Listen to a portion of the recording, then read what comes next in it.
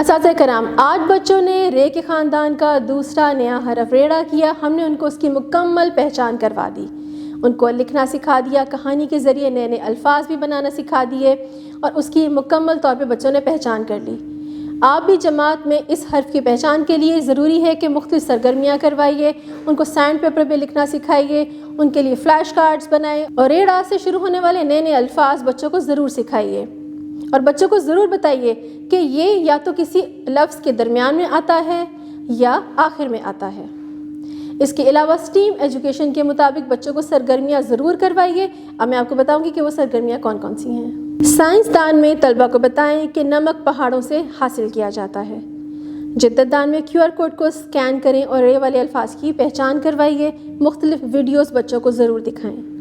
تعمیر دان میں پلے ڈو کی مدد سے آڑو بنانے میں بچوں کی رہنمائی کریں۔ بچوں کو بتائیے کہ آڑو ایک پھل ہے اور یہ بتائیے کہ آڑو جب وہ بولیں گے تو رے درمیان میں آتا ہے۔ رنگ دان میں اگلے صفحے پہ دیے گئے پہاڑ کے خاکے میں رنگ بھروائیے۔ ریاضی دان میں طلبہ سے پوچھے کہ گاڑی کی کتنی ہیڈ لائٹس ہوتی ہیں۔